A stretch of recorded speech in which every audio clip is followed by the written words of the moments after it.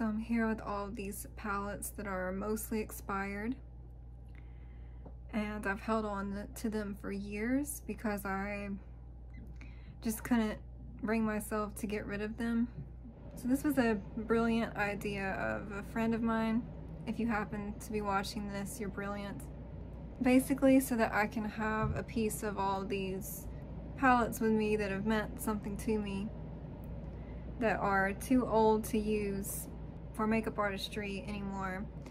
I am now going to make some artwork with them. So the first project that I did was to take my favorite eyeshadows from each palette and create a gradient. And so I have a wide array of palettes and colors, so it sort of created a bit of a rainbow gradient. And I'm really happy with how this turned out. I'm actually really excited. I think it looks beautiful. So creating this actually sort of sparked a new idea for me. After I created this, I realized that it reminded me of the Northern Lights. So I'm planning to get some black craft paper and create artwork inspired by the Aurora Borealis. And so I think I'm going to do a part 2 to this video, and so I'll show you that. I told my sister about the idea and she was also really excited, so I think we're going to do that together. So I think I'm going to make a part 2 to this video and show you some more artwork. I'm so happy with how this turned out, like all the duochrome and triochrome shifts. Like I really like it. And I feel like my mental state totally shifted from the time I started this art project to the end, because I don't know if you could tell at the beginning, but I was feeling pretty down, and like after creating this artwork, it really gave me a lot more inspiration, and it's made me realize how important creating art is for me. So another thing I did was sort of like art therapy. So I wanted to share this with you guys. I'm planning on making a video dedicated to this because it's something that's really helped me, but it's called the Polyvagal theory, and there's a book by Deb Donna, who is a psychologist, called Befriending Your Nervous System. I might be wrong about the title. It's a similar, at least it's a similar title to that. But I have this other book by her called Polyvagal Exercises for Safety and Connection. And basically it's a way of understanding your nervous system, because each person's experience is going to be different. What makes you feel comfortable and most at peace. And there's so many exercises in this book that I've been working through the last year. And one thing I really have been wanting to do for a while is sort of this art therapy project that she talks about in the book, where you represent the different states of the nervous system. I'm going to link her video down below, because I remember when I was first learning about this, or first heard about it, it was kind of a lot to take in, but she does such a good job of explaining it in a really concise and easy to understand way without getting into sort of the esoteric minutia that, you know, some like neuroscientists might go into. It's really a nice way that she explains it. I'm going to link a video below. I hope it can be helpful to you. But basically it's framing the nervous system. So it's all about the autonomic nervous system, so the brain-body connection, and basically getting in tune with your body and your nervous system in particular. Yeah, chapter 4 of this book is called Befriending the Autonomic Nervous System. And so the art project that I did, if you're interested in this book, is on page 52. And it's called Befriending the Hierarchy. So she describes the nervous system in sort of a hierarchy. So I'm going to show you the artwork here and then sort of explain it further. So basically, there are 3 different states to the autonomic nervous system. So kind of just jumping right into this in the hierarchy. The dorsal state of the autonomic nervous system is basically immobilization, so shut down. Is the part of the nervous system that is involved in things like regulating the diaphragm and other internal organs. And then a step above that is sympathetic. So that's basically the fight or flight response. Things like anxiety, that would be in this stage of the hierarchy. And then at the top of the hierarchy is the ventral state, which is all about safety and connection and feeling grounded, the sense of feeling grounded.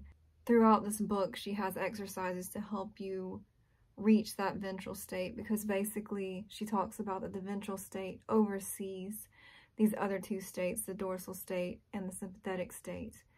So these shutdown and fight or flight states.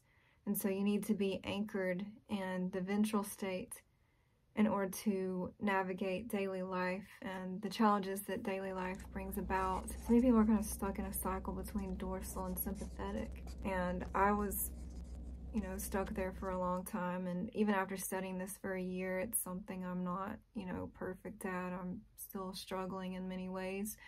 But just understanding which state I'm in and being able to label that was huge for me. It's been very validating for me just from what I've experienced over the years. And it's just also like just being able to label it and understanding how it works and figuring out ways that I can reach the ventral state has had a very positive impact on my life. I know this is probably a lot to take in. I am planning to do a video going into depth on this. I just wanted to share it with you because, I'd been wanting to create this artwork for a while, and I was like, this is the perfect time to do some art therapy that I've been wanting to do with these eyeshadow palettes that, I want to keep a piece of them, and this is something I wanted to do. So again, in this project, you basically you are representing with color the different states. And so for me, I chose for the dorsal state because that is the state where you're sort of in a shutdown mode. I chose gray, sort of foggy, because that's how it feels to me very much, like I'm in a fog and can't see my way out, feel very constricted, confined, shut down. I put words on the paper. That was another part of the exercise that described this state. And then the next state is the sympathetic state, which again, that is the sort of fight or flight fear response. I chose red for that one. And then moving up to the ventral state, which again, that is the state that you want to be anchored in, where you feel grounded and a sense of safety and connection. And so for that one, I chose sort of all my favorite eyeshadows, sort of created sort of a trio chrome or holographic sort of vibe. It's very ethereal. That's just what I associate with these states. The idea is whatever colors come to mind for you with these states, you represent it with artwork. And so this is just kind of the beginning stages of this artwork. The idea is also once you represent it with color, to go back and add words. So I have the words here that you can see to describe each of the states. You can also go back and add pictures that you might associate with each state. So this is definitely going to be an ongoing art project for me. And again, I'm going to do more parts to this video. I wanted to share this with you guys, because just introduce the idea to you, so that if you are interested, you can look more into it. I think that it can be really helpful. And so just I don't know, just some ideas of things that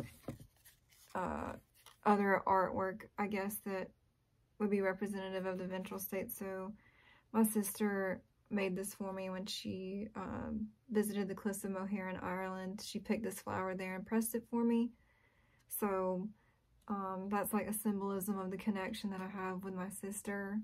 And so that means a lot to me. So just having little pieces of art like that help me when I'm in the dorsal state or in the sympathetic state to reach that more grounded ventral state.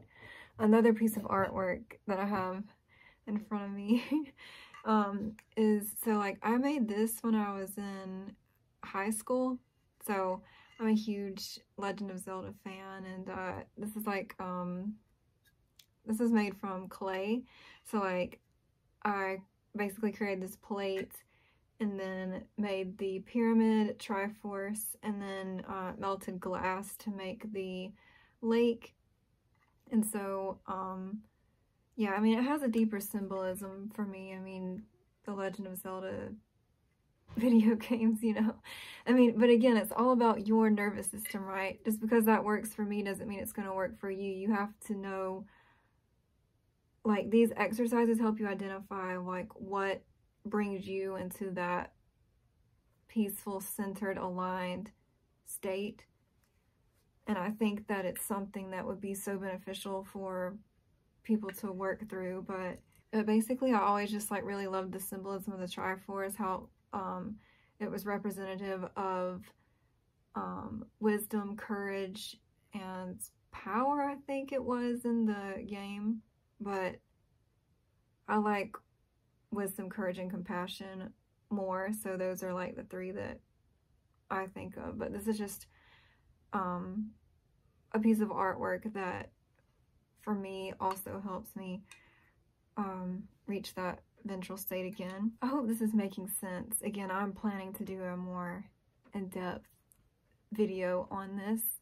I just wanted to like introduce you to the idea, because I'm hoping that maybe it can help someone as much as it has been helpful to me throughout the last year. So the last artwork that I did was just to use the eyeshadow to kind of like color a there's like a coloring book that my sister had gotten me a few years ago, and I thought it would just be fun to do that, so I colored this butterfly. Yeah, that's another thing, like butterflies also kind of help me reach the ventral state. Like they have sort of a significance to me. Maybe I could talk about at another time, but just like throughout my life they've kind of had this profound meaning at different stages. So so doing these projects really has put me in a different state, I think. I definitely been going through some difficult times this last week or so, but doing these art projects, I think it really showed me how much I need to have art in my life and just express myself in that way. So I'm planning to keep some of these palettes and like keep doing artwork with them. But I'm gonna like declutter the ones that I don't want any longer. And now that I still have a piece of them now with this artwork I've made. But I'm gonna keep some of the palettes so that I can keep creating more artwork. I think it's a really fun way to use expired makeup that I can't use on my face any longer, but can still create like meaningful pieces with. Yeah, I don't know if anyone's still watching this video or not. I know this is like a different video than I usually do. If you have made it this far, please leave me an art emoji in the comments and let me know if you have any ideas of art projects to do with eyeshadow palettes or any makeup for that matter. If you want to share your artwork with me, you can email me at molecularmakeuplabs@gmail.com. I'll have it in the description box below. Or you can also message me on Instagram. It's also molecularmakeuplabs. So yeah, I would love to see your artwork if you would like to share it with me. I think sharing art is a beautiful way to connect with each other, and sometimes you can say things with art that you can't say in words. So yeah, I would love to connect with you in that way if you'd like. If you have made it this far in the video, thank you so much for watching.